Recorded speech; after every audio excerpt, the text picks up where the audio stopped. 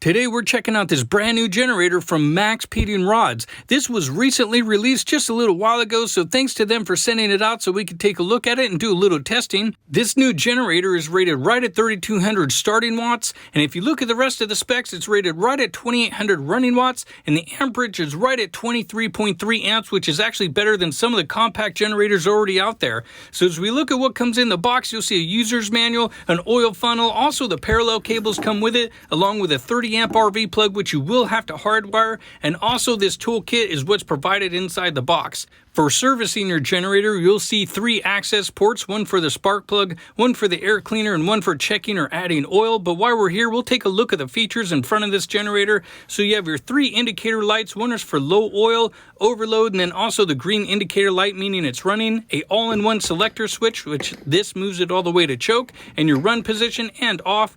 Just below that, you will see the economy switch, which this turns it on or off if you want it in that mode, your grounding lug, and then also you do have your parallel ports right there with the weather protection caps, which that is one thing to notice. The whole generator is actually covered with weather protection covers, which this does help keep dust and elements out, which I do like. You have your 120 ports right here, and then next to that, this one is actually equipped with an RV 30 amp plug, so for all you RV guys out there, this is a good option for you guys. And then you have a reset button, which is right next to the USB ports. Now this one does come with 2. It has 2.1 amps at the top and 1 amp at the bottom.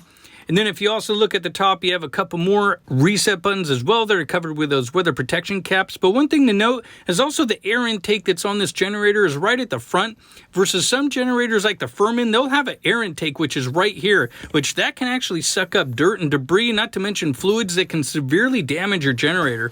So we'll go ahead and take a look and see how much this generator weighs, because weight might be a factor for you guys. Now this doesn't have any oil in it and it doesn't have any fuel in it yet, so currently it is going to be a little bit lighter, but weighing in right under 50 pounds is pretty impressive for the size and the power that this generator puts out. So one more time just to make sure, and there it is right at about 48 pounds. So we'll also take a look at maintaining this generator real quick just before we take it outside and get it fired up. But now this generator has this access hatch right here that I can actually get my hand into to change a spark plug. Most of them are a little bit too small to where you do have to take off the whole side panel. And then you have your oil access door right there so you can check or add oil. And then next to that, they added another door so you can actually service the air cleaner as well. For the most part though, I like taking off the whole side panel because I like room to work and I just want to be able to see what I'm doing. Plus, I want to see the new engine that's inside this generator real quick anyway to see what's in here. So this generator comes with a 145cc engine, and this is basically an appropriate sized engine for this generator for this amount of power that it has and being a compact design. So we'll go ahead and get it set up so we can get it outside and fired up.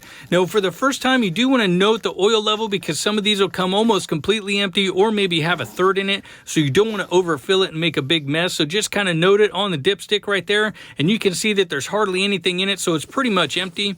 So we'll go ahead and add a rag down below just to clean up any mess that we might make.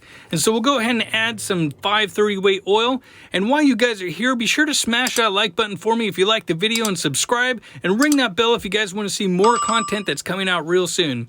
And so when you guys are adding oil to your generator, there's no reason to rush this part. All you're going to do is make a mess, so just take your time and fill it up slowly, and you'll know it's completely full when you see the oil is all the way to the top of the threads, or even leaking out a little bit is also okay.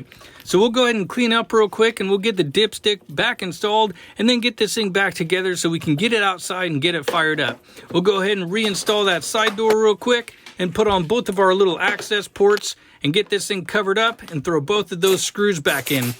So this particular generator has a 1.06 gallon fuel tank in it, and we're just going to go ahead and put some 87 octane fuel in it, and there's no reason to add any higher octane because you're not going to gain any performance out of it. But one thing you can add is add some kind of a fuel conditioner or add a fuel stabilizer. This will help protect your generator, not to mention keep the carburetor clean, and if you happen to let it sit for a month or even up to a year, it'll be protected always. That way it'll always fire up for you guys. So we'll go ahead and get this capped off, and now we'll pull on this starter cord a few times to help circulate the oil just to get it up on and around the cylinder. And this is something I normally don't show you guys, but it is something you should do before you go ahead and just fire it up. We'll move that selector switch all the way to the choke position, and then this normally takes, maybe 5 to 10 pulls to help get the fuel circulating through the fuel lines and then fill up that carburetor, and then this thing should fire up here in just a second or two. And there we go. Now that it's fired up, we'll just let it run on the choke for a second to make sure it's fully primed. And then we'll turn it into the run position, and don't worry about that smoke. That's just engine assembly oil, and all the generators do that for probably the first 5 to 10 seconds. But now you can see the generator is up and running, so we'll let it run for just a couple minutes to get it warmed up before we do our load check and sound check on it real quick. But the thing sounds great. It's right now, it's in the economy position, which is the low idle. So this is basically the quietest the generator is going to get. But here, I'll switch it over to the off position. That way you guys can hear it in the higher RPM. And this is basically when you're going to be at about 80% load or higher. Or if you're going to be running a lot of high loads off and on, this is where you would want to run that generator. But what we're going to do now is do a sound check with the generator. We're going to do it at 23 feet. This is where I do all my sound testing. I've done a lot of sound tests on generators, and I do it right here so it's real consistent. You can watch some of my other videos to check, but what we're looking at is basically anything that's under 60 decibels is where basically like your Honda comes in, the Champion as well. And so as we take a look at the numbers, you can see that it's coming in under 60 decibels in the high 50s, which this is really good. These are impressive numbers for a size generator like this. So, and these are the ones that are definitely going to be quiet. So now we'll do a rated load check.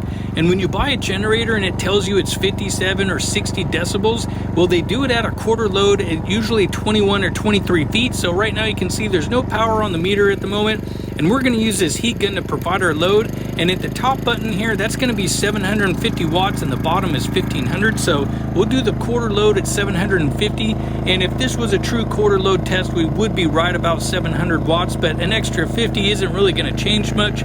So we'll go ahead and take a look at that sound meter up there and see what it looks like. And so now as we take a look at the numbers, definitely into those low 60s. So these are actually better numbers than some other popular generators that are out there. If you've looked at like the Generac before, these numbers as far as the rated power and everything, it's actually better than that, and even the sound numbers as well. But for the most part, you know, this company's been around since 2006, so it's not like they're new, but they do have this new generator, which I'm glad to test out. And even if you want to make it quieter too, there's other things you can do. Like I'm doing this same test again at 23 feet, but just by adding the rocks and also grass, this will help absorb that sound versus like if you have it on concrete, it's just going to reflect the sound and make it louder. So you can see just by adding these elements, it does make the generator quieter, and it doesn't matter which brand it is.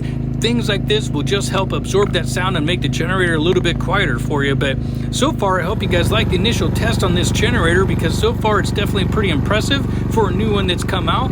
And make sure you stick around for the next video where I do put it up against these guys just to kind of see how well it compares. So I hope you guys like the video, and be sure to smash that like button. And until then, I hope to see you guys next time.